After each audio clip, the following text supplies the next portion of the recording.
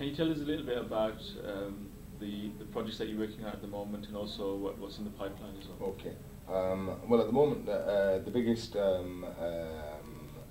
ongoing project was the encroachment, because people are over here. I mean, if they own a plot, let's say 50 by 90, they tend to go 55 by 95, and sort of put the staircase or the entrance to the shops outside, or the ramps going into the houses, they end up being outside. So we cleared all the encroachment in Dadyal on the main road.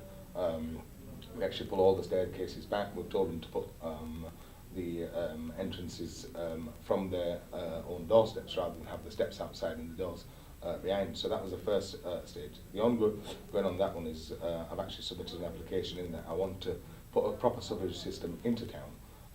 And now by putting a proper sewage system in, at least all the water and all the dirty water is going to flow out sort of freely and not cause any problems and any health problems. And then we've got, I mean, these offices are rented offices, and Dadyal got made in 1980 और सन 1980 से लेकर आज तक जो है ये हम किराए की बिल्डिंग के अंदर थे. तो मैंने पहला काम ये किया है कि एक 5 कनाल की जगह है एसी ऑफिस के बैक साइड पे और डीएसपी के ऑफिस के नेक्स्ट डोर एंड बरकियाब के बीच में 5 किलो का रकबा जिसकी चारदीवारी हमने की है. All the walls are built on there, and we've dug out for the foundation of our offices. So inshallah, our work will start shortly, but that project's going to cost us about 7 crore rupees. Now, if we manage it properly ourselves, I think the cost of that should be about 5 crore. So we want to build that, and also I want to build a technical college behind it, because the biggest problem we have now is that I want to stop the poverty line, and the only way we can stop poverty is if we can train people. To be electricians, to be plumbers, to be joiners, to be masons, to go out doing sewing, probably IT, arts, stuff like this. So we wanted to actually train people there, and once we train these people, then sort of find them a job, because there's no point in you making somebody into a machinist, and then they go home and nobody gives them any work.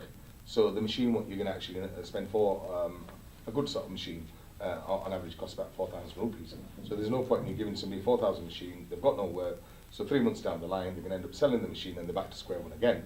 So what we want to do is, once we set up the technical college, is set up a system for them, that we set up companies like manufacturing clothing.